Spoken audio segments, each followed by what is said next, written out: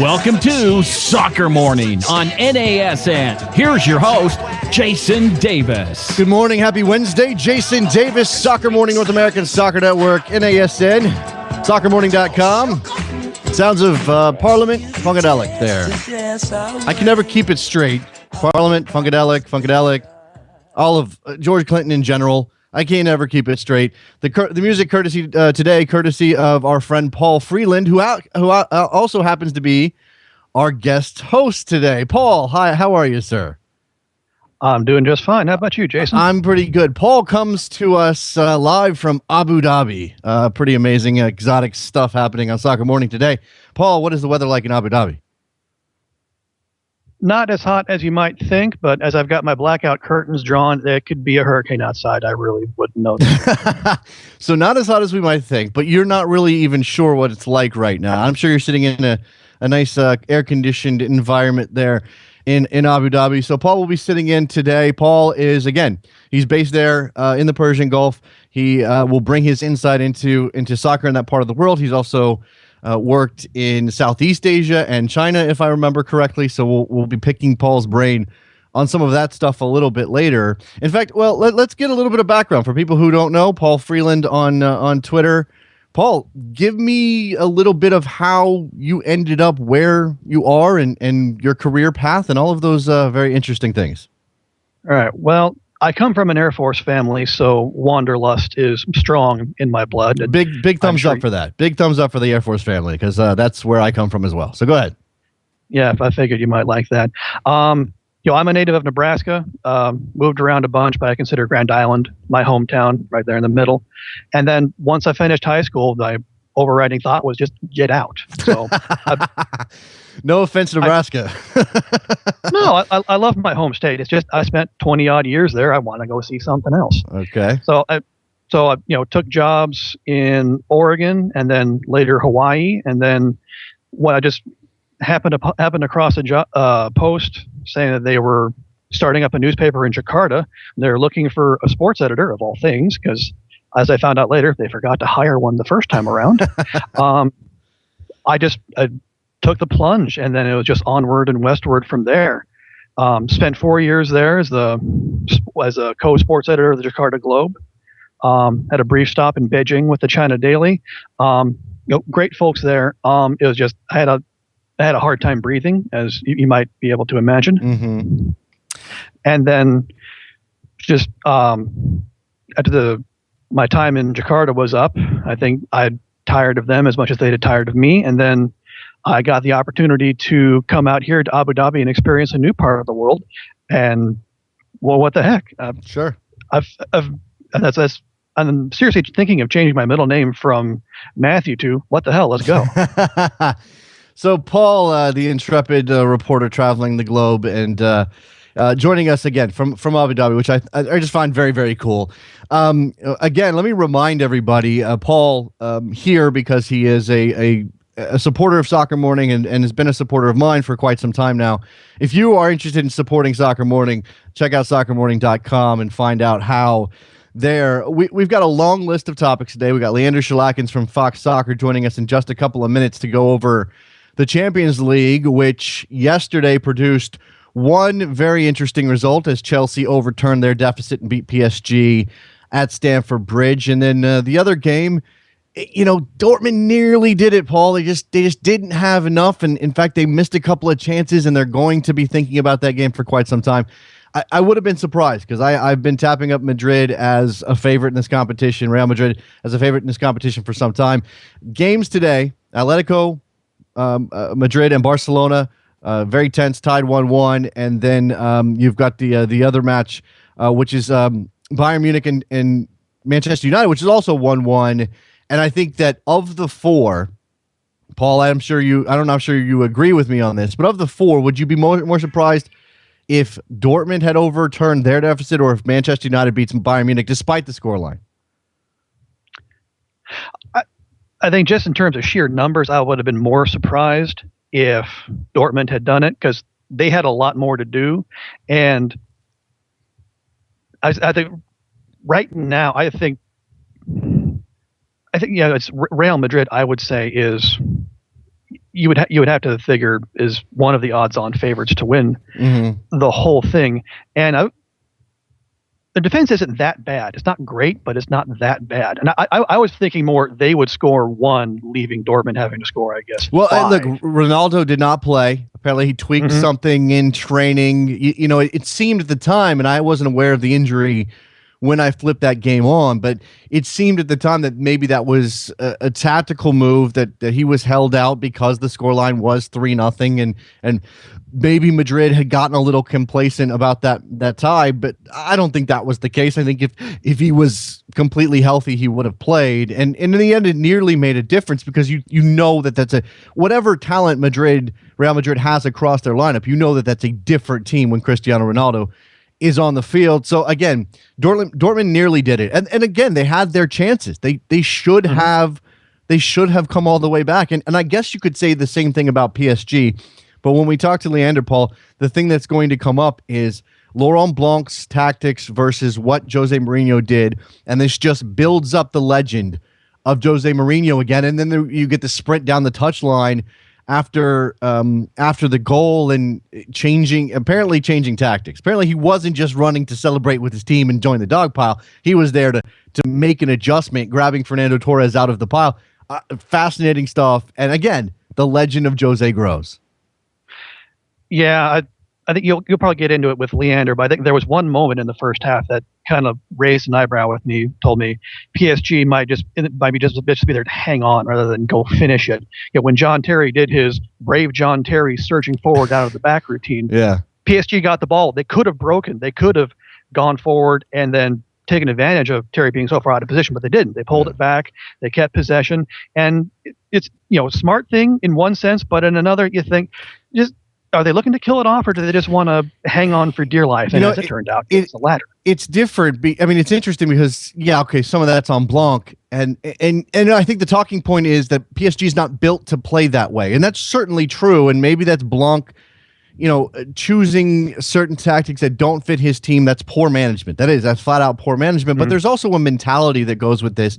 And let's not forget that PSG is trying to climb into stratospheres they haven't been in before. They've been to this point, but they haven't gotten past this point. And of course, at Stamford Bridge, Jose Mourinho, Chelsea's record, everything that goes into that, of course you're going to tighten up. And no Ibrahimovic on the field, which is another thing. Both of the two of the best players in the world didn't play for their teams yesterday. One of them lost. One of their teams lost, and the other one nearly lost. It was a fascinating day in the Champions League. So what we're going to do is we're going to grab Leander Schlakens from Fox Soccer to go through all of it and certainly talk about today's games, because Bayern, Manchester United is a big one for David Moyes and everybody else. Soccer Morning, North American Soccer Network, NASN.TV, soccermorning.com. Be right back. I didn't make it true, playing by the rules. I come up hard, baby, but now I'm fine.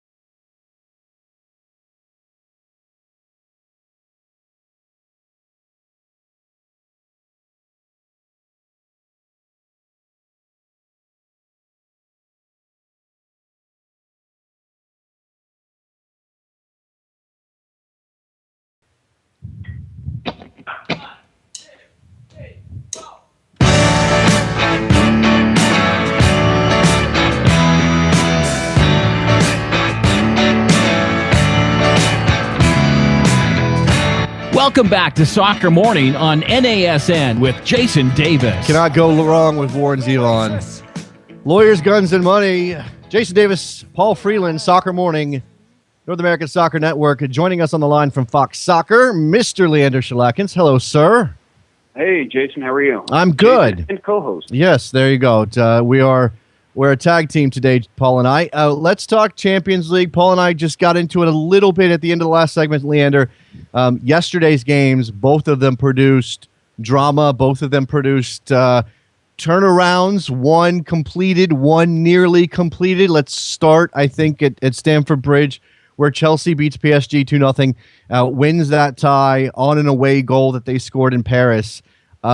Is this basically down to Laurent Blanc getting his tactics wrong? That's hard to say exactly, because I kind of liked how he ran at Chelsea sort of from the start. I also don't necessarily know that he has the players to bunker in and sort of say we're going to close up shop and just try to defend here for 90 minutes and protect his lead. I mean, he's got maybe a few players like Thiago Motta and Blaise Matuidi that could do that, but by and large, his squad isn't wired that way.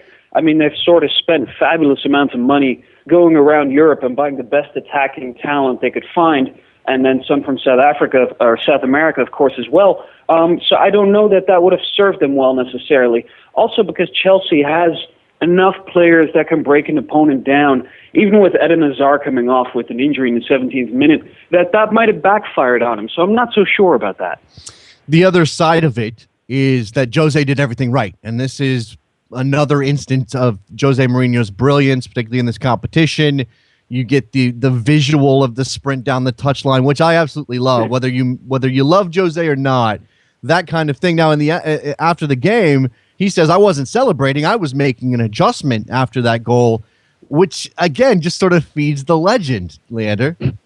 I think so. And it was funny because it's not like he jumped onto the pile. I mean, he actually started pulling guys off so he could get to Fernando Torres. And, you know, he did those little motions where he was squeezing his fingers and his hands together as if to say, you know, more space here, less space there. So I buy what he's saying. I wonder if he's going to get, you know, some kind of punishment for that, because you're not supposed to leave your technical area, let alone sprint all the way to the corner flag and start pulling guys off the field. So that'll be interesting, I think. But I mean, he did get things right. He understood towards the end that, you know, he had nothing to lose anymore, and he started throwing on one of his terrible attackers after the other, and it did work out for him in the end. So, you know, once again, another chapter in the Jose Mourinho myth, especially at Chelsea, of course, where he's had so much success before.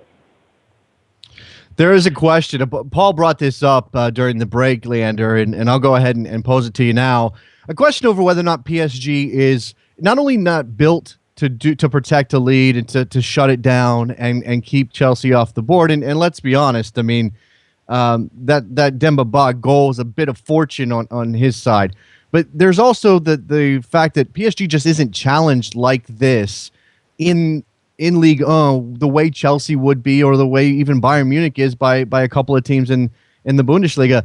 Is that part of this as well, that PSG just doesn't have the mentality to go in against a tough opponent and figure out how to scrape out a result?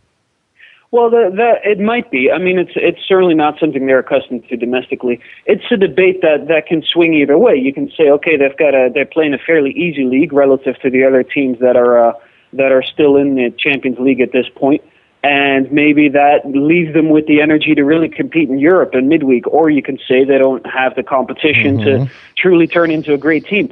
I'm not absolutely sure that I buy that. I mean, frankly, if they had been, 10% more efficient attacking, they probably would have scored a goal. Cavani had some really good looks here and there.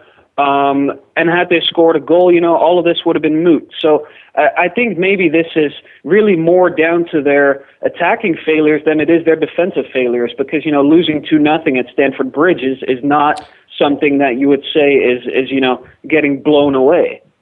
Well, and then again, the away goal, the goal in Paris is what ultimately beat them. And let me ask you, how much of a difference Ibrahimovic makes if he's on the field? Because this is sort of the same thing about whether or not they're tested in Ligue 1, whether or not they're rested for the Champions League. you could argue, I think some people were saying that perhaps PSG is sometimes more effective without Ibrahimovic, who can sort of be too much of a dominating presence. Would he may have made a major difference, or would he have sort of distracted from the goal? Well, it's hard to play without your best player. As anybody that has played in any team sport ever can attest to, psychologically, when the guy who is the guy on your team is not there, that makes a difference. And I think that with all of his experience, he might have settled them down a little bit when things got a little frayed towards the end. I also think some of the chances that Cavani missed when Zlatan usually plays the central forward role, maybe Zlatan would have made. That's conjecture, of course.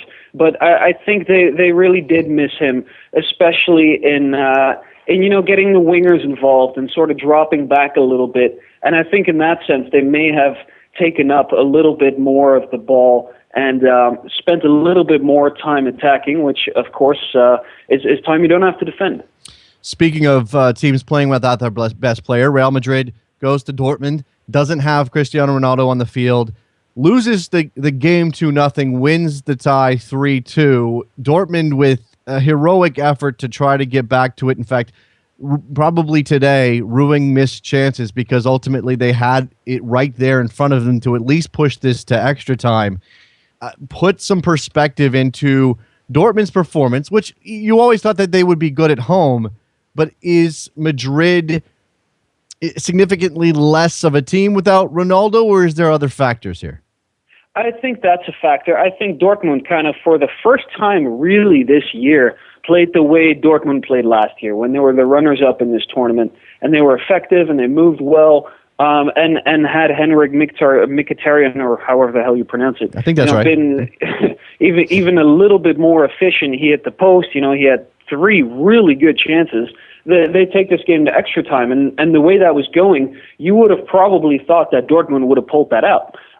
They didn't, of course, which was unfortunate for them, because you really had the feeling that had Dortmund played even a third as well as they did last night in the away leg in Madrid, they would be in the semifinals right now, and they would be on the verge of matching their feat from last year. But that's kind of the season they've had. They've had lots of injuries and inconsistencies.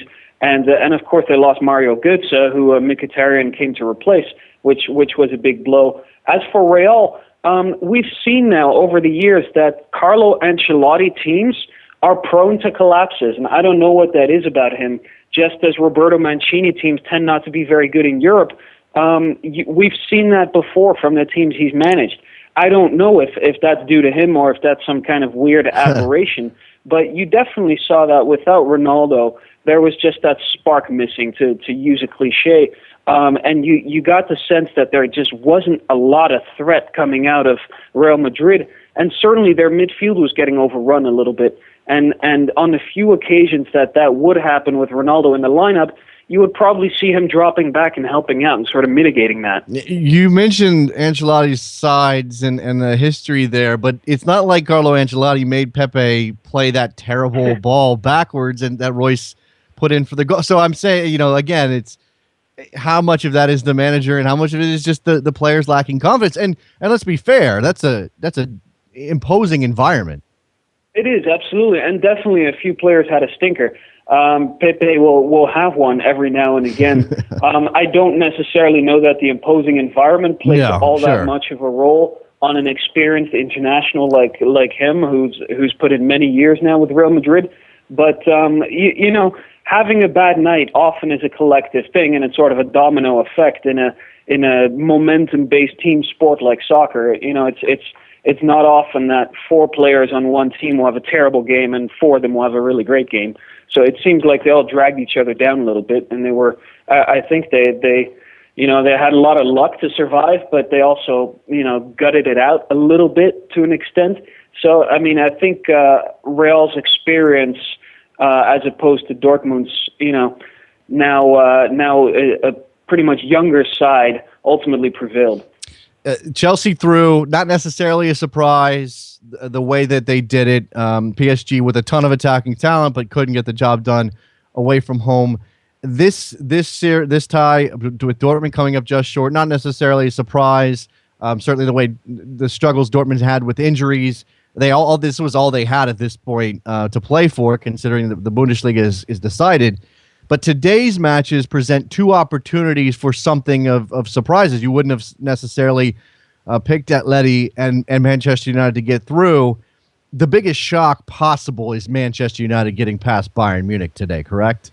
Yeah, absolutely. And we talked about this last week. I think just what a weird season it is that Manchester United making it into the semifinals of the Champions League is this really strange thing to happen. Is this Cinderella story almost? But I think that would be a shock. I mean, in the first leg, they just got completely dominated, yet somehow tied at 1-1. And maybe had Danny Welbeck been a little bit more careful with the chances he got and not try to chip Manuel Neuer when he was one-on-one with him, they may even have won that game. Now, of course, they go to Munich, and that's not going to be an easy assignment by any means.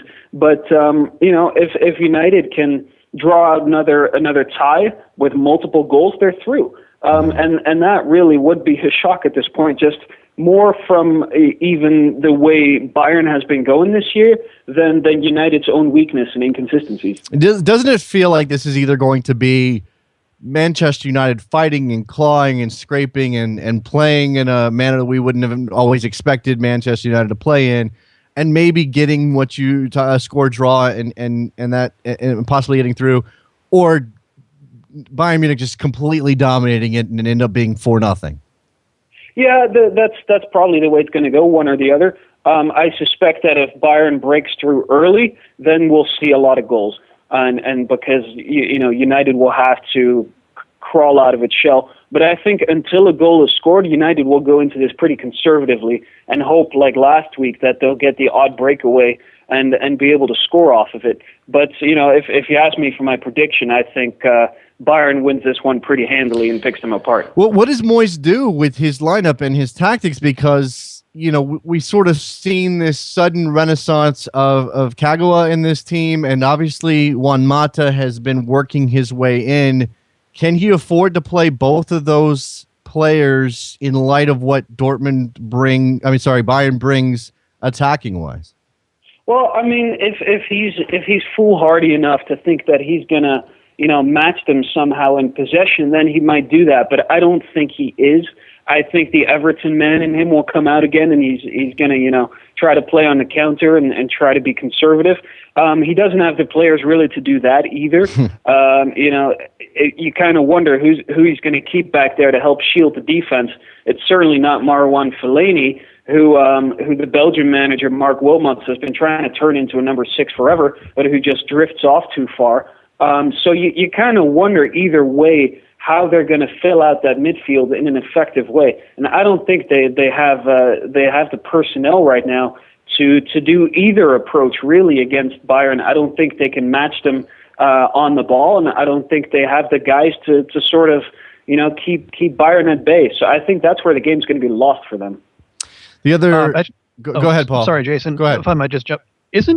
Correct me if I'm wrong, isn't Mata cup tied?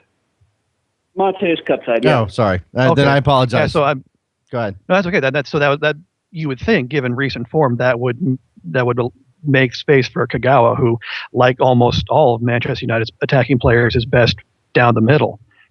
Yeah, and it's only now really that Moyes has figured out that maybe Kagawa is a central player, which is a bit stupefying if you've ever watched him in your entire life. But it almost seems like Moyes never had. But it does seem like he'll have to play him centrally now, I think. I mean, especially with Mata gone. But again, I just don't really see that working. Now, well, it's interesting you bring up the old Everton man in Moyes, because I think this probably plays into all his strengths, because for so long he at Everton he was the underdog. He was going to big teams, like the Liverpool, the Manchester United, the Arsenal, and then having to play like this, keep it tight, hang on, and then just drag it out, keep it close for as long as possible. I mean, this is basically in David Moyes' wheelhouse, if anything is, as Manchester United manager. It is in his wheelhouse, I think, but it's not in the wheelhouse of the players that he has, right. Because this team was not constructed to play counter-attacking soccer. And Sir Alex Ferguson never played that way. So I think you're right. His mindset is going to be to sort of revert to his own norm there, but he just doesn't have the players to do it. So it's not going to be pretty, I don't think. Now let's turn to Spain, where Atletico Madrid is 1-1 with Barcelona. The way Atleti has played in La Liga this season, it's not going to be a shock if they get past Barcelona. You wouldn't have picked that when the tournament began, but alas, here we are. How much of this turns on the one man everybody looks to in Atletico's lineup to score goals, Diego Costa? I think he'll be crucial, absolutely. I think a few other guys like Arda Turan, et cetera, will.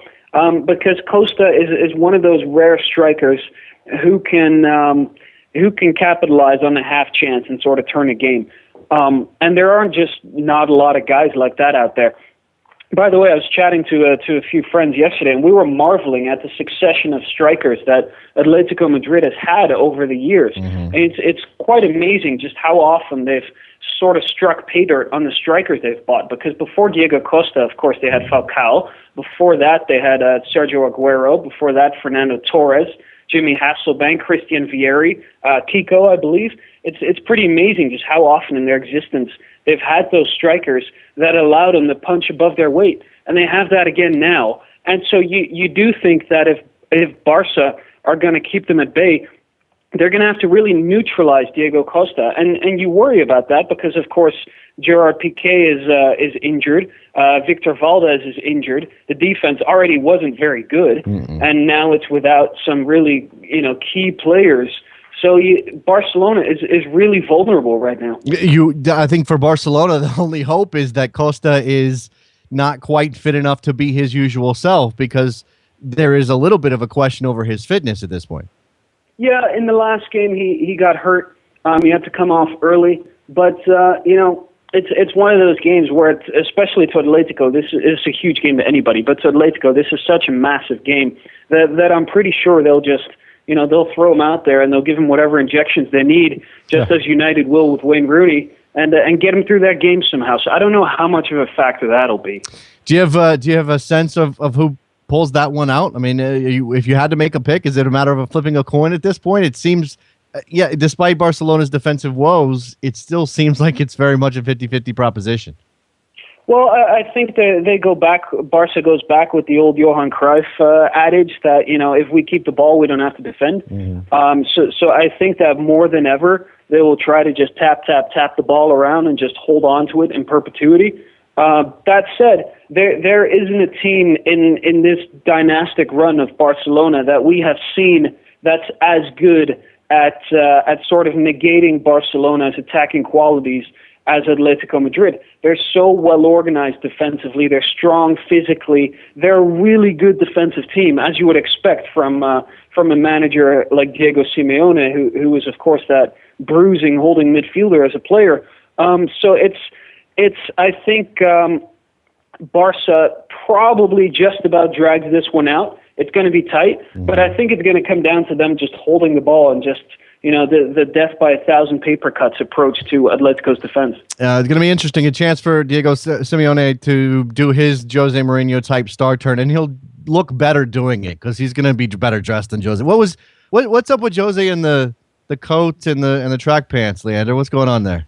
I don't know. I mean, I was living in London when he first came to town, and everybody sort of marveled at how this manager had swooped in from Portugal and was wearing these fantastic suits. But he's sort of done away with that, it seems. And there were ads of him all over the subway in the London Underground at the time of him, sporting these great watches and jackets and all these things. And he seems to have sort of forgotten about all that. His vanity seems to maybe have been knocked out of him by the Madrid press corps. It's an interesting. The man's fascinating. I don't know. I just find the guy fascinating. It's not even whether I like him or I don't. It's just he's a fascinating guy. His development and his evolution as a manager is nuts. Leander Schlakens from Fox Soccer joining us to talk Champions League. Make sure you check out. Make sure you're watching Champions League today, 2:30 p.m. Eastern. Both those games. Pre-game starts at 2:30 on Fox Soccer. Fox Sports and Fox Sports 2. Leander, thank you very much for your time, sir. My pleasure, guys. All right, let's take a break. When we come back, Paul and I will maybe get into a couple of Open question. England's relationship with gambling. The FA puts in a rule, says no gambling. And yet everybody's sponsored by gambling houses. Let's talk about that. Don't go anywhere. Soccer Morning, North American Soccer Network, NASN.TV, soccermorning.com. Take you for a ride on the boat to China. Tell me where in the world is Carmen San Diego. There's only South Korea.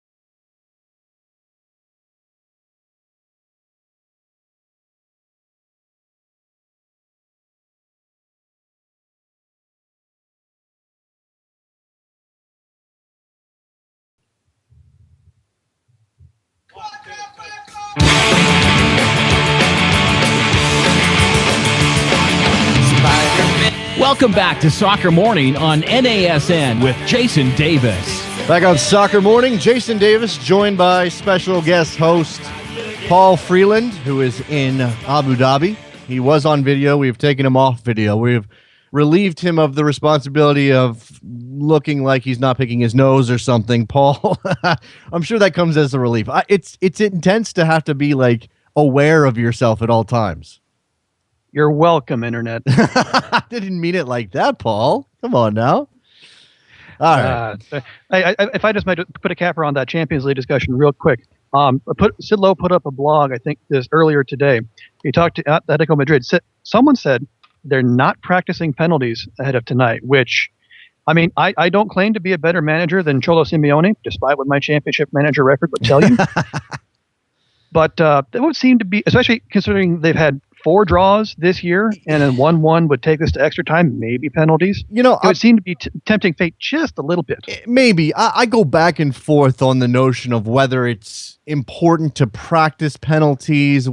I suppose that, you know, like anything else, this will be something we talk about in retrospect. If they get to that point, if they have extra time, if they end up in penalties, then we'll be saying, well, they won. This is clearly a stroke of psychological genius on the part of Simeone because it wasn't in their heads and they just went out and took them and et cetera, et cetera.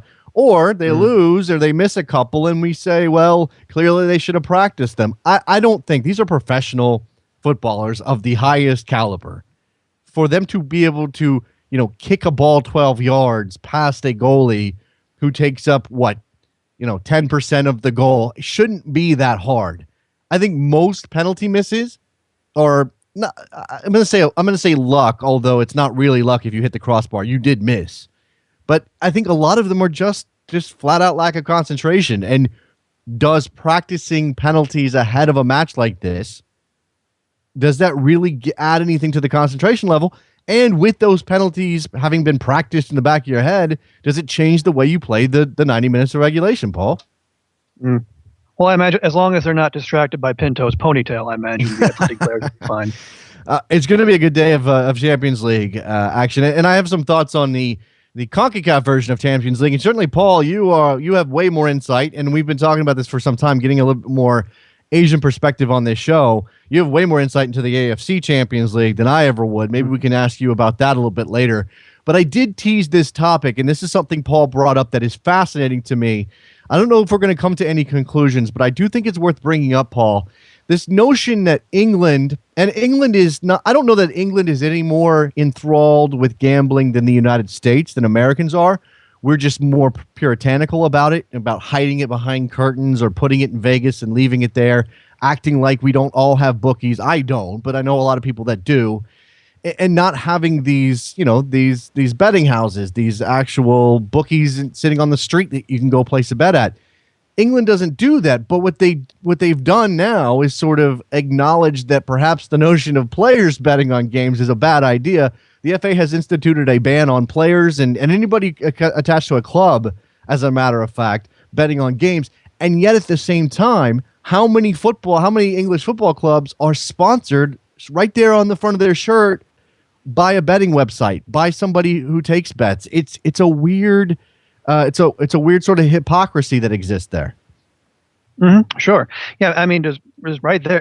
I think the FA, the headline on the FA's website even ramps up a little more. It says proposed worldwide betting ban on football. Although if you read it, it says participants at step 4 and above of the English league system banned from betting on any football match or competition anywhere in the world. Anywhere. And so you can't bet on Singapore. Huh. Can't bet on the New South Wales Premier League. Sorry. You can't bet on USL Pro games. I mean, come on now. I'm not sure anybody takes bets on that, by the way. Yeah, I'm sure that the FA is. This is done with all due respect, and it's a good idea. Sure. It just seems odd. And like everywhere, all the strip ads, if they're not British gambling houses, they're Chinese or they're Malaysian or they're everyone like that one. They're all the ads around either the Premier League either are designed to either get you to go on a holiday somewhere, yes, get drunk, yes, or gamble away your earnings. Yes, or whatever whatever Jack Wolfskins are. I don't even know what that is, but that's everywhere.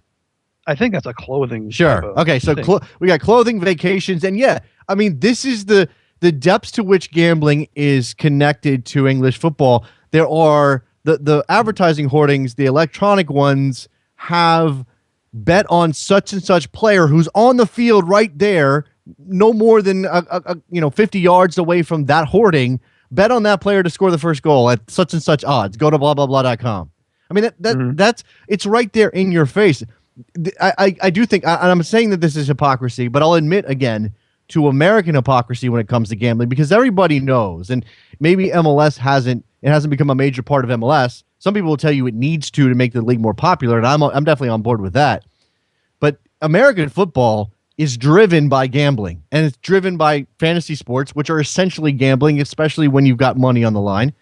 And yet we have this odd sort of, we've got to keep all of the gambling stuff on this side sort of out of the picture in the shadows. And anytime there's a notion of gambling connected to the sports, the leagues throw up their hands and throw a hissy fit about it. Which one, I suppose, which one is more honest? And in this case, can the FA, with a straight face, institute a ban on the top 8 tiers of English football, anybody betting on any league anywhere in the world, while at the same time, those clubs are all taking money from these gambling concerns?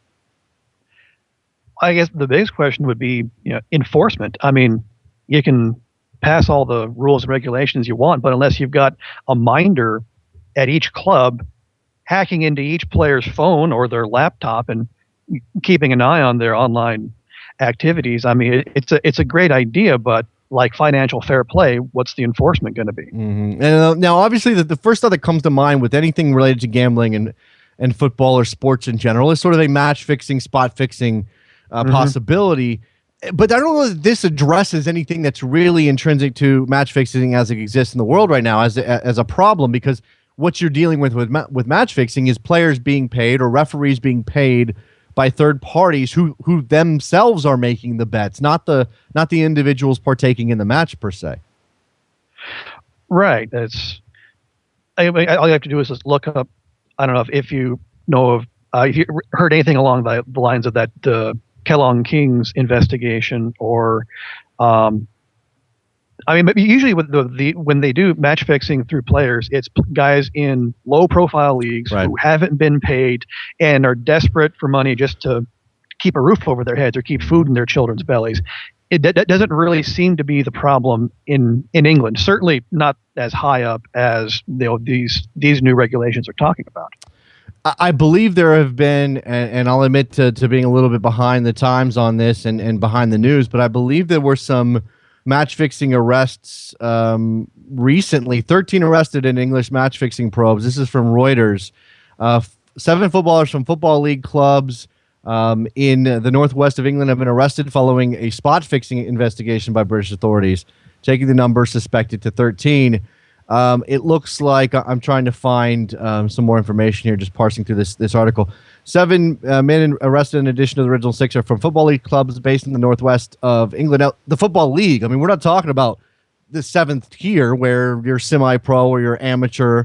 We're talking about guys who are high enough in the pecking order of English football that you would expect them to be making a decent paycheck.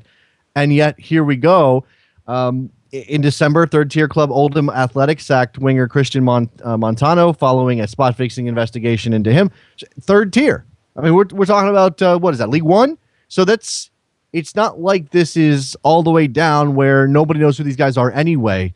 We're talking about clubs with decent profiles, and I don't know. I mean, is the lure just too much? Is it ever going to be? Can you ever wipe this out? Doesn't mean you stop trying, Paul, but can you ever really address this? Arresting Dan Tan might not be enough. Well, I'm just looking on the Telegraph site now. It's said actually Andros Townsend 12 months ago said he fell foul of betting regulations, and then Cameron Jerome and Dan Gosling as well. But it makes a good point here. I said that the blanket ban could also prevent players racking up heavy debts, which would make them more vulnerable to match fixers or the people to whom they're indebted. So it's a great idea. It's a worthwhile cause. I wish more leagues would pursue it. It's just such a massive problem. You wonder how much effect it's really going to have. Yeah, it's a very interesting sort of dynamic that's at play in English football. And again, the American part of this is more of a, we don't acknowledge that it exists except when Al Michaels is making references to betting lines on national TV. Or Brent Musburger. Yeah, or Brent Musburger. And we're always sort of like, this is always sort of everybody's kind of winking at each other all the time in this part of the world. And I don't know that that's any better than what's happening in England. And we have yet to have a major or a significant match fixing, spot fixing issue in Major League Soccer. And I'm not going to be naive enough to think it's not coming one day, Paul. I think eventually we'll get to that point. And you could certainly make the argument that if you've got a guy who's a starter in an MLS team and his contract's $45,000 a year, how is he not going to be attracted to the notion of making another 6 figures or making $50,000 on throwing a game or missing a penalty or letting a guy run by him at one point? These things are going to rear their ugly heads. And again, I think MLS is being relatively proactive about this, if I remember correctly. Sure. And in that instance, it would seem to be a simple fix. It just pay them more? Just raise the salary floor, just enough, to have a living wage in, say, Los Angeles or New York or these other most expensive places in the country to live. You wouldn't think it would be that difficult, especially if these new TV contracts are anything near what they're purported to be. Yes, absolutely. I think everybody would advocate for that minimum salary to come up. And you make people always talk about, New York being expensive, obviously, Los Angeles being expensive, some of these other towns. Imagine Seattle's not cheap to live in. Maybe there should be a sliding scale on minimum salary depending on what team you're with. But I guess that would make it difficult if you change teams. If you go from Seattle to Columbus, do you have to take a You have to take a pay cut. Be interesting. Go ahead. Depends if they end up. It depends if they end up in Eric Clapton's neighborhood in Columbus or not. Okay, there you go. Let's talk about Champions Leagues a little bit. We've already covered the UEFA version. 2 big games today after we've got 2 winners, semifinalists in Europe. The CONCACAF version, we are guaranteed another Mexican champion, Paul. Toluca took out Alajuelense. I can never say the damn name. Can you say it? Alajuelense. Alajuelense. I just can't. Like the JUE always. Yeah. The Costa Rican side, Toluca took them out. So now we're guaranteed another Mexican champion because the other semifinalists, Cruz Azul and Tijuana, who play tonight with Tijuana visiting Cruz Azul with a 1-goal lead. That seems very thin for Tijuana. I'm not going to bet on them at this point if I was a betting man. So what does this mean? I suppose my question is, and I know we've gone over this from an MLS perspective, but imagine even if one of the Costa Rican sides got through, if Saprissa came back, because they were the last non-Mexican side to win this tournament when it was the Champions Cup in 2005, would that make a difference? Would it make it more interesting for CONCACAF fans in general? Because I wonder, I mean, I don't get the sense that the Mexican fans care all that much, except for when their team goes to the Club World Cup. I'm sure Costa Rican sides want to win it. I'm sure the fans want to win it there, but it's still not going to be as important as winning the league. And we know MLS fans are interested until the MLS teams bomb out, and then they look elsewhere. Well, I guess for starters, you're sure that if Tijuana doesn't pull it off, MLS can't claim half a credit. U.S. Soccer can't get partial credit. We're just going to throw in our lot with Herculez Gomez and a couple of American players there, Greg Garza, and that'll be what we'll hang our. I'm rooting for Tijuana for that reason, I guess. But I don't. Obviously, it doesn't reflect necessarily on American soccer. But again, does the tournament take on a greater impact? Does it have a greater profile? Is it more interesting to general fans if the Mexican domination is broken up, whether it's an American side that wins or not, or a Canadian side? Well, I think it's just out of sheer variety, it would improve it. But I don't know. You're right that the Mexican fans, I don't think, because if memory serves, I mean, their best clubs are still going into the Copa Libertadores. Not exactly. It's they have the Apertura, they have the Clausura. I haven't looked at the qualification rules in a while, but it depends on what you win when you win it, which tournament you go into. But there are still Mexican teams going into the South America's Cup, which is the second sexiest continental championship outside the European Champions League. It is the sexiest competition, not called the UEFA Champions League. Yes. 100%. Okay. But I guess my question would be, first off, are there CONCACAF fans in general? No one just has a... Cause I guess good question. If you had, say, Toronto, or you had Saprissa again, or Joe Public, just to pick a name out of thin air, what would that really elevate it in people's eyes? Would it make it more relevant, or is the CONCACAF Champions League what it is? It's a middle-of-the-road continental championship, right there with the African Champions League and the Asian Champions League, still looking down on the Oceania Champions League, and whenever the Antarctic Champions League starts up, that too. Yeah, that too. Yeah, it's a little bit better than the Champions League that New Caledonia can win, or whoever that is.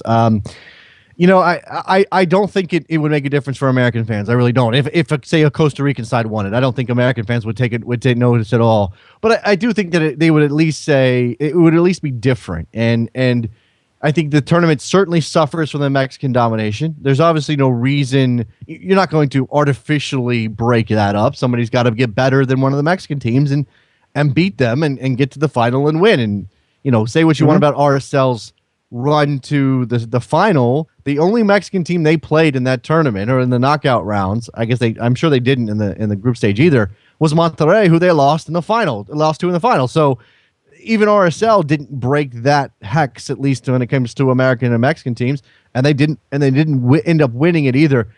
And maybe I guess the question then, let me rephrase it, Paul, and we'll make it about MLS teams, whether it's American or Canadian, because I do think American fans would care if Toronto won it or Vancouver or Montreal did.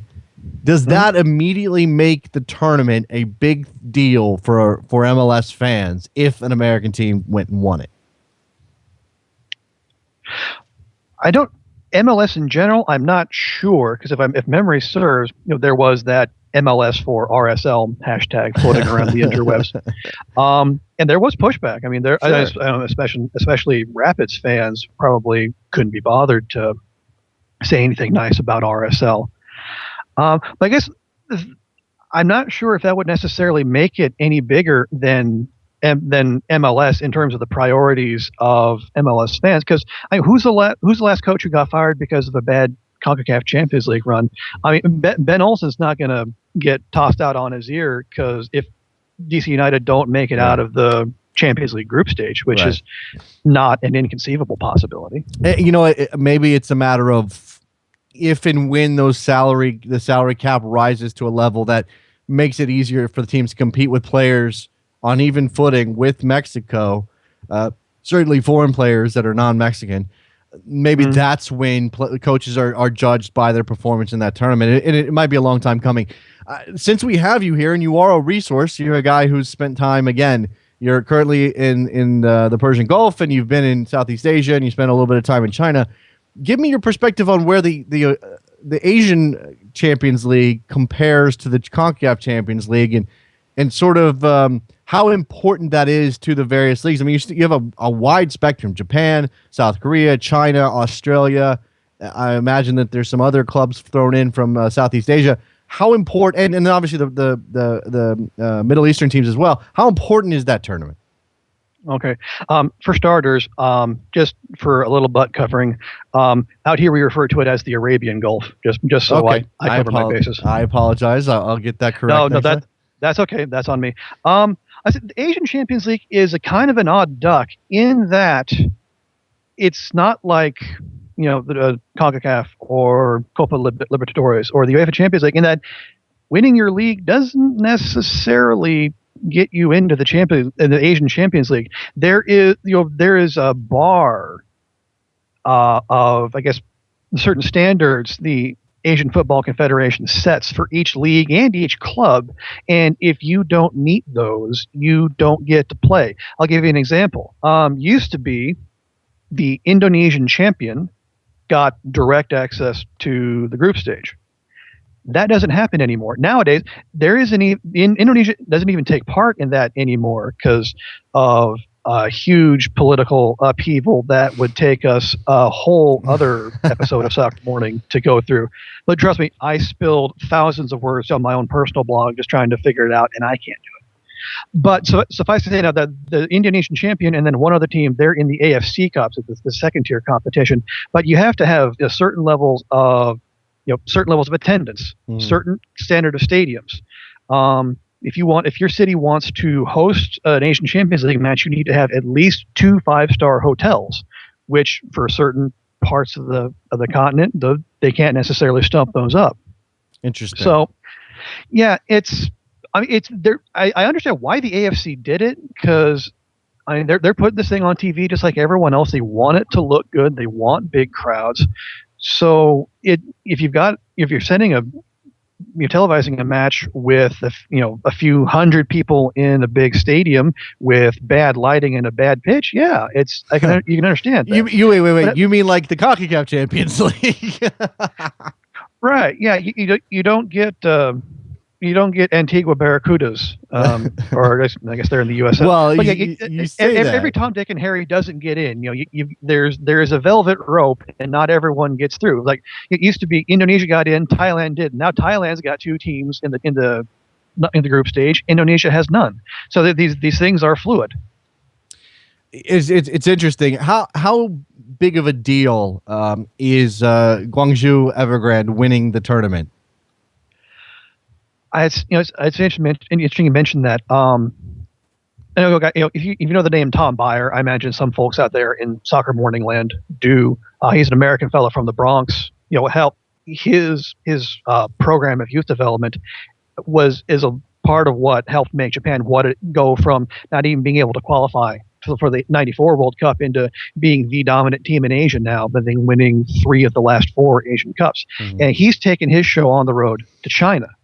And they're putting his program in there. So they're starting grassroots work there, but you're not going to see that for a decade. What's making China such a force on the continental level now is you got, Guangzhou, and then to a lesser extent, Beijing, Guoan, and is it Shandong? And then one other one. You got these moneyed sponsors pouring a bunch of cash into China, and then bringing in the likes of, the Yakubu, or if you're like Guangzhou, bringing in younger South Americans like Muriki. There's some good talent, but it's all on the top end. It's all the spending is right there at the top of the pyramid, and so you wonder how sustainable it is. So it's good, at least just for the overall the outside view of football in China, that they're competitive, at least on a club level. Internationally, that's questionable. Yeah, But, it's one of those things that the money pouring into a couple of clubs, and obviously Drogba spent some time in China, Nicholas Anelka, and you see that, and you see what they're doing there, and then it opens a question of how much does that spending on the domestic league, bringing in foreign players, how much does that actually help the game in China? Now, clearly, I would go ahead. I would say not. I would say doesn't do very much at all, because you can bring in an Anelka or a Drogba, and they'll score you a ton of goals for a couple of years, and then they'll flounce off back to Europe or wherever. But the fact of the matter is, they still got to be surrounded by Chinese players, because you can only have so many foreigners in your lineup. And if you're not doing anything to bring up the level of the locals, first off, it's not going to do a thing for your national team, because playing in the general vicinity of Didier Drogba is not going to make you Didier Drogba. That all of that takes place earlier, like starting 4, 5, 6 years old. That's where the spending on the lower end of the pyramid brings you longer term, more sustainable results than pumping all the money in at the high end. I'll give you another example. Like in Japan, they had a good run there, like in the early to the mid part of the last decade, but now the J League teams aren't really doing all that hot. And from what I've seen, financially, it's more of a burden to them than anything they would the Champions League offers in terms of an enticement. The prize money, it isn't really that big of a carrot.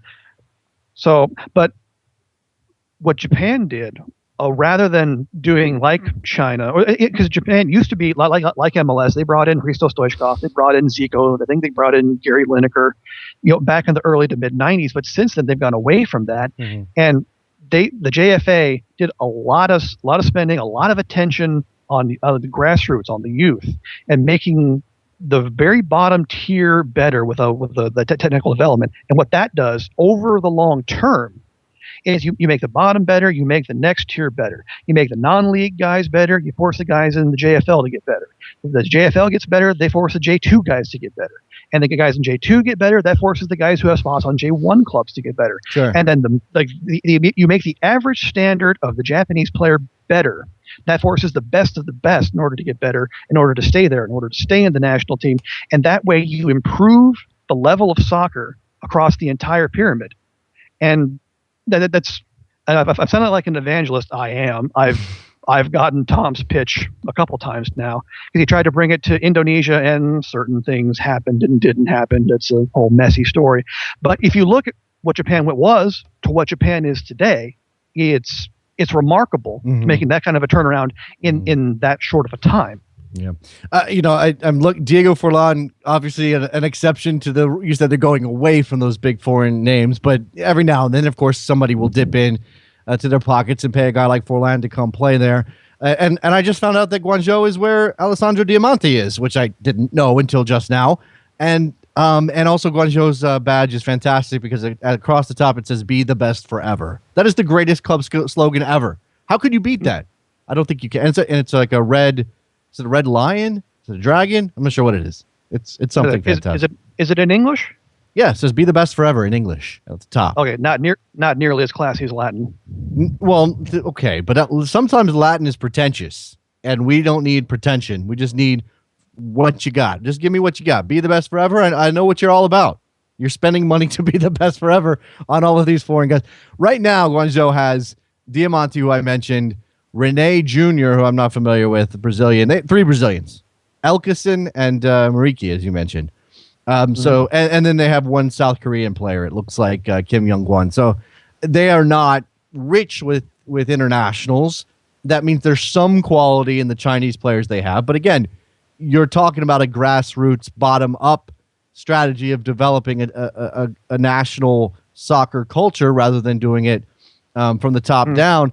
And then we of course the lens turns onto MLS when we talk about the American process and whether or not that is happening here, a grassroots bottom up, and whether it is spending too much money and relying too much on foreign talent. And I'd rather not get into that. I did want to get a good picture of the Asian situation. So thank you very much for that, Paul. I think what we're going to do is let's take a little break because we've got some music to get through that Paul has provided us, and we'll do that. And when we come back, I'm going to touch on Hillsborough and the documentary that ESPN's 30 for 30 series has coming out next week. We're going to be interviewing the director in a couple of days. I just want to touch on that film because I watched it last night. It was incredibly powerful stuff. Jason Davis, Paul Freeland, Soccer Morning, North American Soccer Network, NASN.TV, and SoccerMorning.com. Stay right there.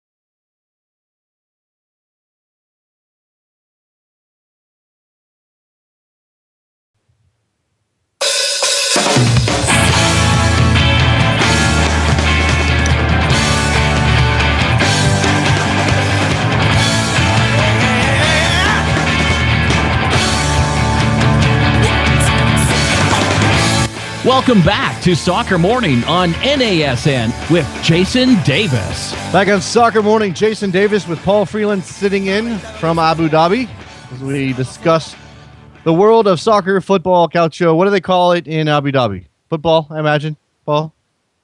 Yeah, we're mostly foreigners here, so yeah. Football. Mostly football. You're the American guy, and we just talked about you have an American boss there at the National in the UAE. You guys call it football because there are so many British expats running around? Oh, we're lousy with British expats. Our section is mostly, like I say, 80% English, 80% or 80%, 40% British, 40% American, and we got 2 Indian guys just to give us a bit of color. All right, cool. Do they engage in the football conversations, or do you have to talk cricket? We talk everything really. That's when the subject turns to like F1 or or rugby, I just smile and nod. But otherwise, I think I can hold my own. All right, cricket, you can hold your own because I know that ESPN2. I'm not sure if you're aware of this being on the other side of the world, Paul, but ESPN2 showed the final of the T20 cricket tournament with India and Sri Lanka on Sunday, and apparently did a pretty decent rating here. And now there's, Americans are going to get into cricket. I'm not sure how much they're going to get into cricket, but anything's possible. Well, I imagine Indian expats had a part to play in that too. Yeah, maybe. I mean, there's been efforts to start a T20 league in South Florida where there are actually cricket pitches. I know, like the New Zealand and the West Indies played a couple matches there 2 or 3 years ago. Of course, if you look into the politics of USA cricket, I wouldn't get I wouldn't get ahead of myself. Yeah, this is not cricket morning. We are not turning us into cricket morning. It's still soccer morning, and we'll get back on topic here shortly. The phone lines are open 347-756-6276. If you want to join us, talk anything that we've covered today, bring up anything that we haven't covered today, more than happy to take that on. Paul, certainly with his interesting perspective, anything you've got to throw his way on Arabian Gulf soccer, football, certainly Asian football a little bit as well, as he spent some time in that part of the world. But I did want to touch on the Hillsborough documentary coming out on ESPN, directed by Daniel Gordon, who we have confirmed booked for Friday on this show. I'm very much looking forward to talking to Mr. Gordon about his film. He also directed. I looked into his resume a little bit. He also directed 9.79, which was the 30 for 30 on Ben Johnson and Carl Lewis and the doping scandal with Ben Johnson at the 88 Olympics in Seoul, if I have that correct, which was a fantastic documentary. I got a chance to watch Hillsborough last night. The first half hour is some of the most riveting film I have ever seen in my entire life, and I am not being hyperbolic, Paul. It is absolutely stunning stuff. And it takes the documentary takes you from before the game, clearly before what happened on April 15th, 1989 at Hillsborough and Sheffield, all the way through to present day, essentially, where the process is once again a new inquest has started in England over the missteps, the mistakes, the criminal negligence of the police and the public safety officials in Sheffield with what happened at Hillsborough. Is there anybody who doesn't know? Paul, do you think there are Americans who aren't aware of what happened at Hillsborough in '89? If by Americans you mean American soccer fans? Sure. I would say there are some. I would imagine if you say the word Hillsborough, they probably heard it in passing at some point. But really, it happened prior to the Premier League, so I would say the odds are good you'll find some. But I would.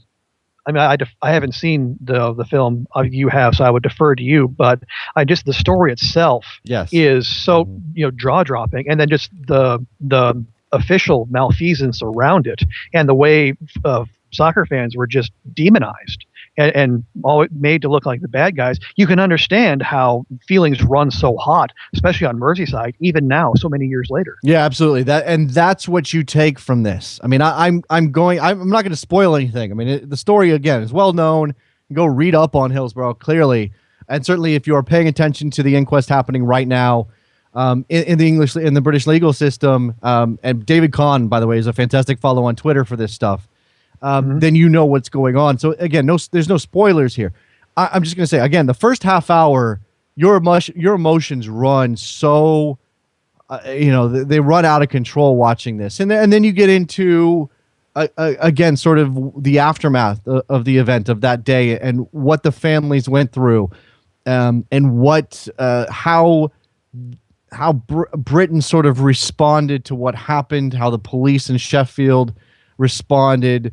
How the government responded. It is all there. There's so many abhorrent figures, so many abhorrent actions taken as a part of this that it's stunning. And the story isn't necessary. Look, it's not.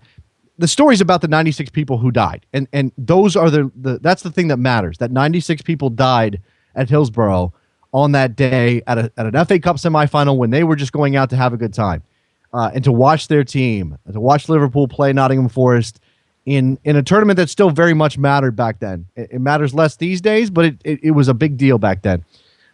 That's what matters. But I think that what makes the story notable and why this is the subject of one of ESPN's 30 for 30 soccer stories, this is the first of the series coming out leading up to the World Cup, is because of all of the things that happened afterwards, Paul. All of those missteps, all of the police malfeasance, and there are so many police who were there in the ground on that day who dealt with the injured and the dying, firsthand accounts that just make this a fantastic piece of documentary history. I mean, this is the kind of thing that can educate a totally new generation of soccer fans. Again, Paul, I think you're right. I think most soccer fans have heard the word Hillsborough. And especially if you are in tune at all with English football, you know what happened there as sort of this abstract event.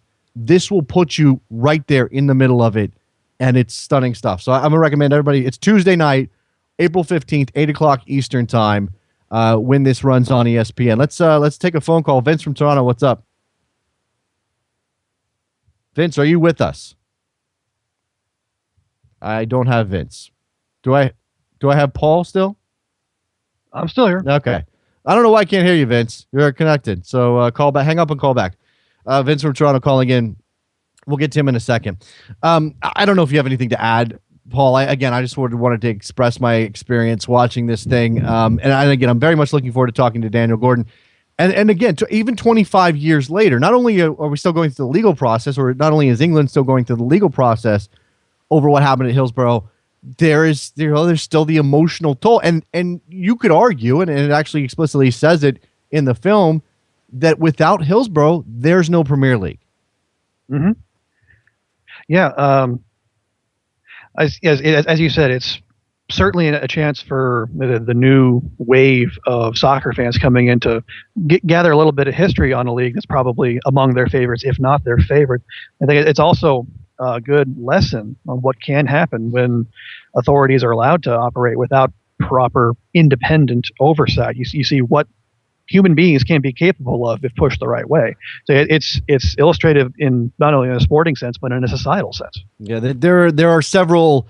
So it's a confluence of factors that led to the tragedy at Hillsborough.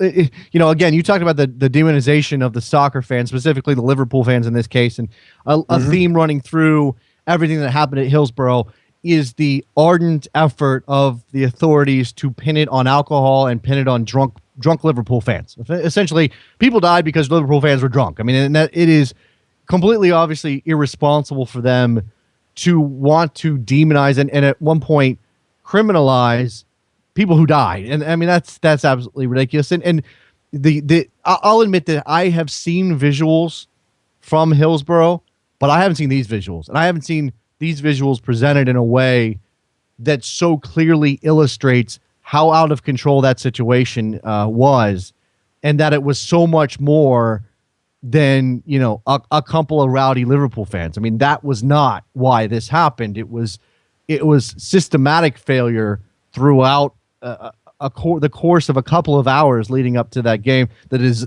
the design, the sort of the bottleneck that happens there at Hillsborough and turnstiles and everything else. It's comprehensive.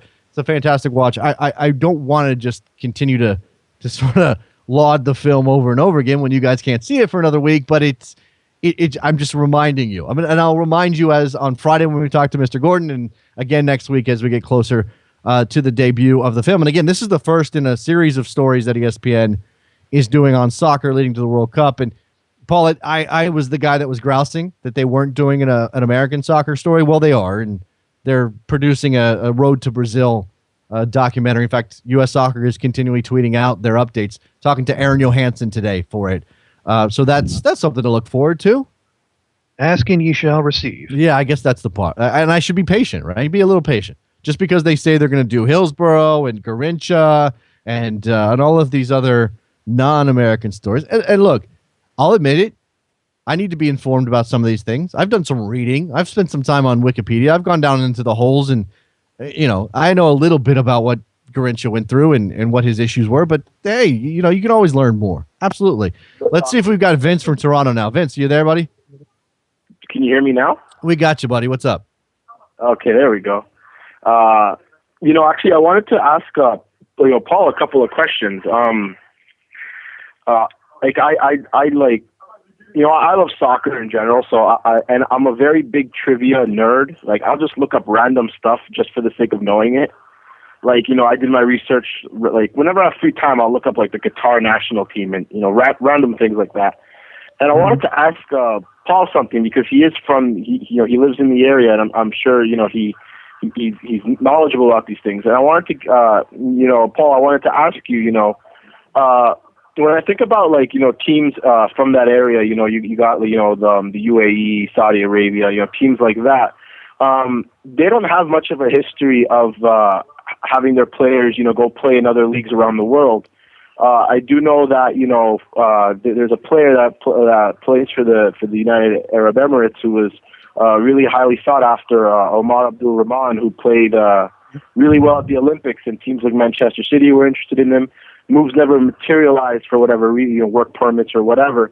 But in the past as well, with players like Ismail Matar, and currently with Saudi Arabia, and whenever they make the World Cup, their teams are always domestically based players, and they typically don't do very well in these tournaments. I wanted to get your perspective on why these leagues and these players don't necessarily try to test themselves in other leagues around the world. Well, I would say it's partly want to and partly able to.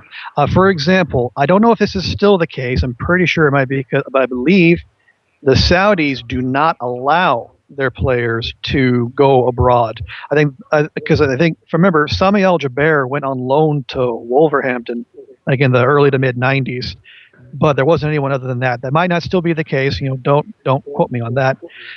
But like, for example, Omar Abdul Rahman, for example, he could. I mean, he's a good player. He's got great technical skills, good set piece taker, knows how to be the metronome of a team.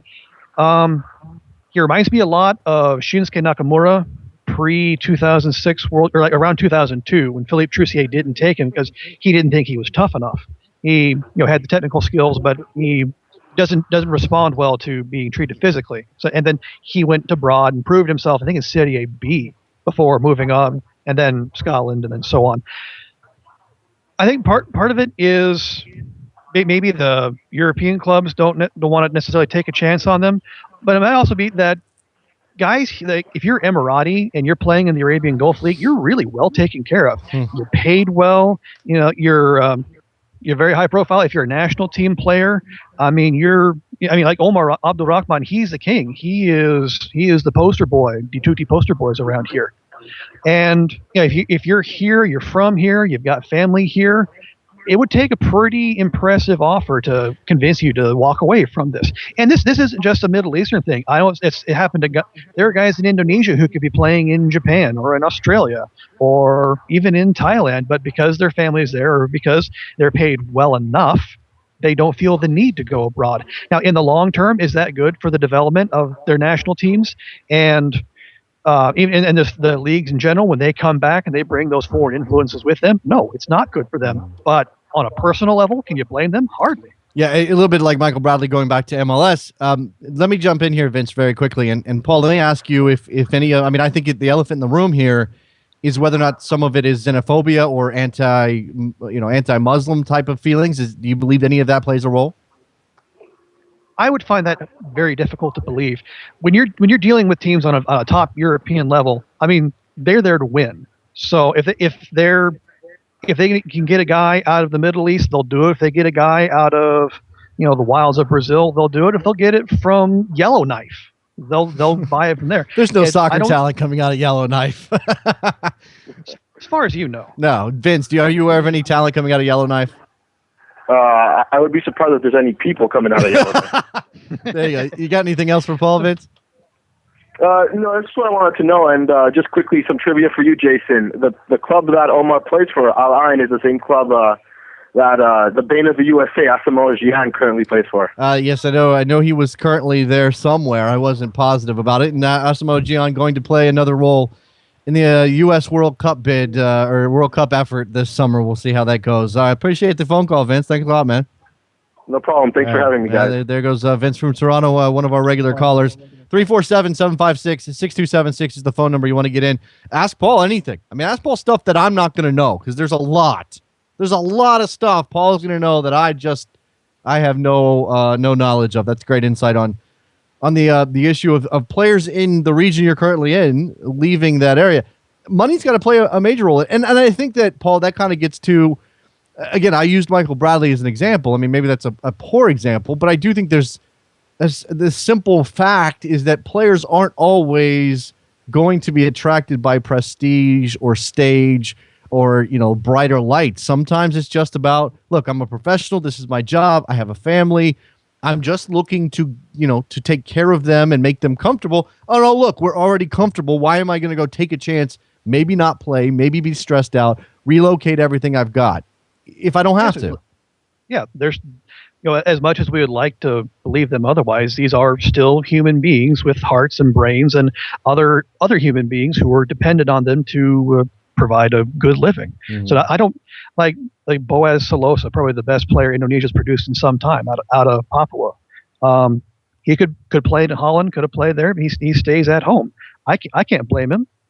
It's it's a perfectly understandable. Like if some newspaper in Nebraska had offered me six figures to stay there as opposed to going on my quasi world tour, would I have stayed? Yeah, of course I would. No, obviously the added element is the fact that these guys have fans, and fans put their hopes and dreams into these players, and when those players decide to go in a direction that the fan doesn't deem the right way, which again, you can't put yourself in that player's shoes. You just can't do it. It's impossible. Then that's when we get the negative reaction. Michael Bradley shouldn't come back to MLS. Glenn Dempsey shouldn't come back to MLS. These Asamoah Gyan shouldn't play there in the Middle East. All of these things come up, and they sort of discount again that human element. I think Giovanni's on the line. Giovanni, can you hear us? Yeah. Hey, how you doing, man? What's up, man? Not much. See, I was gonna mention something else, but now that you brought up the Michael Bradley thing, I was one of those people who were against Michael Bradley coming back down to the MLS. Simply because I wanted him to stay in a competitive league. I wanted him to keep that competitive sharpness, the quickness. He's going to be playing with Totti and all those other players with the Roma midfield. So that's why I wanted him to stay and fight his position, for his position out there.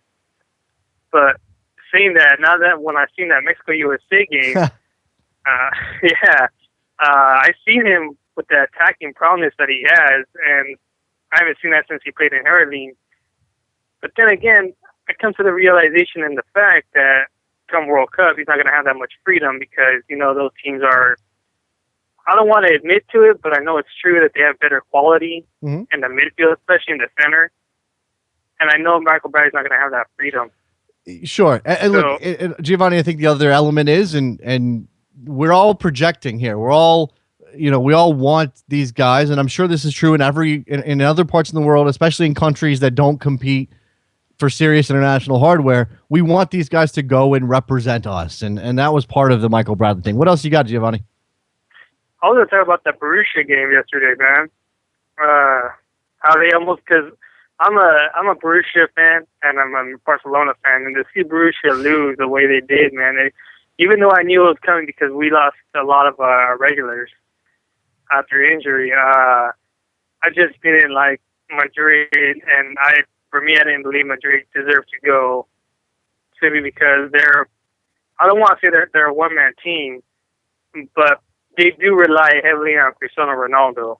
And without Cristiano Ronaldo, they're not the same team. Don't get me wrong, they're a phenomenal team. Sure.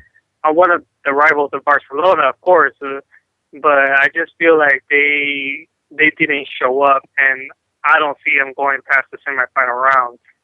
There's certainly that. I mean, it's interesting when you have a player as good and sort of as prominent in the setup, because you could argue that obviously Lionel Messi has been the best player in the world, or one of the best players in the world for quite some time now, and yet he doesn't play. He isn't so out front and so crucial to what Barcelona does. I mean, he gets on the end of a ball and finishes, but it's not about him running 40 yards with the ball, Paul. So it's a little bit of a different dynamic, and it gives Madrid the picture. Gives Real Madrid the image of a one-man team when really they're really they're not.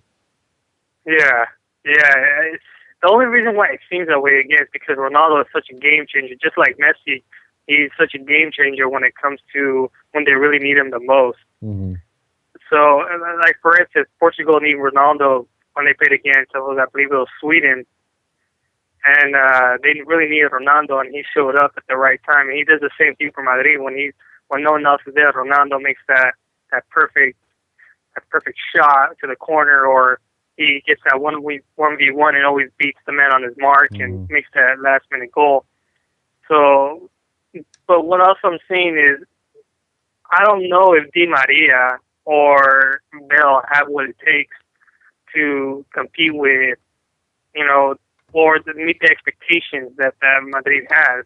Because look at Benzema, for instance. Benzema, as a good player he is, all that criticism falls on him. And I believe that it's just unfair for Benzema to receive all that pressure.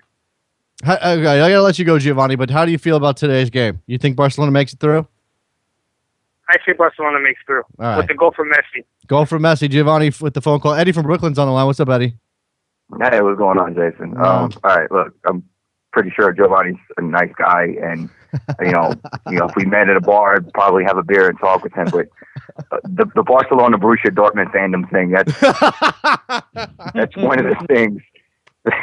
That's one of the things that really it just strikes a nerve. I wasn't gonna call him out, Eddie. I'm with you, man. I had the thought, but I'm not gonna call. I'm not calling Giovanni out. I mean, look, they both play great soccer. They're both great soccer teams. At least he has good taste, even if it's maybe a little bit too much of that thing. I understand that, but let me tell you something right now. Growing up in New York City, I understand that in about 25 years, my son, who's going to grow up as a Madrista, is going to talk to Barcelona fans who have absolutely no knowledge of what El Clásico means beyond Messi and Ronaldo and the history of it. And that's the kind of bandwagon fandom. Like, if you're going to be a true Barcelona fan, I talk to some Barcelona fans, and they have no idea who General Franco is, and I just want to punch them. Like, I'm not a physical guy, but I would just there's something about those kind of Barcelona fans that I want to get physical with because they just irk me. They just absolutely irk me. But no, I just want to talk about the game last night because I'll tell you right now, it took me 90 minutes to take a breath. I was confident going in, but that injury to Cristiano, you got to give Klopp his props because his tactics completely took advantage of that. Because there's no way that Borussia Dortmund is going to press that intensely if Cristiano Ronaldo was back there, because they would have gotten punished with at least 2 goals. Because it would have taken just one outlet pass and it would have been done. And they had the opportunities. As I act like Madrid didn't have the opportunities. 6 saves for the German keeper. Di Maria shouldn't have taken the penalty kick to begin with. I always thought that I would have preferred someone like Xabi Alonso taking that in that kind of environment. And let's not also forget that Real Madrid have a horrible history in Germany, an absolute horrible history in Germany. So it was just one of those weird nights. The injury, I'm worried about Ancelotti in the big game, but I still think that if we get Chelsea, we'll get through. I think if we get Atleti, we'll get through. Barca to me is the only one that's a toss-up. And then Bayern, obviously, a toss-up. But I still think it's set up for Madrid, Bayern Munich final, and that's what everybody wants. And that's the way it should be. Yeah, look, all right, 2 questions, Eddie. First, is Real Madrid at this point, are they a one-man team? No, I don't think they are. I mean, just on the weekend, they went ahead and they played a pretty good Real Sociedad team who's competing for European competition in La Liga, and they absolutely thrashed them 4-0. All right, I'm with you. I'm just asking from a Madrid fan's perspective. I mean, look, obviously they were missing Cristiano Ronaldo against one of the better teams in Europe. Whether Dortmund has injuries or not, this is still one of the better teams in Europe. So I get the struggle. I gotta go. I got no time left. But my second question, you said Madrid gets through if they get Chelsea, they get Atleti. Who are you hoping for in this draw? I mean, obviously you got to see who wins out today, but the only team that you don't care, that you don't want to see right now is Bayern Munich, I imagine. Well, I mean, if we want that Decima, we got to get through Bayern regardless. So if we get them in the semis, we get them in the semis, just whatever. Right. But just on a personal note, I want Chelsea just to freaking Mourinho, man, just to get through Mourinho and into the final, so we can do something that we couldn't do with him, and we do it the first year without him. A little payback exactly. And look, I mean, the man obviously went through some stuff in Madrid. He's a different dude now. Your team ruined him in a lot of ways, Eddie. You know that happened, right? Oh, he's still a little cocky bastard with that sprint down the damn touch the goal. He's making a tactical change right there. We got to go. We got no time left. Appreciate the phone call. Eddie from Brooklyn, good friend of the show. All right, soccermorning.com. Go support the program like Paul did, which is why he's sitting in here. He's been a long-time supporter of everything we do at NASN, and we very much appreciate it. Thank you, Paul, for joining us today from Abu Dhabi. My pleasure, Jason. I'm sorry that we have callers who talk too much, and I talk too much, and you didn't get in there.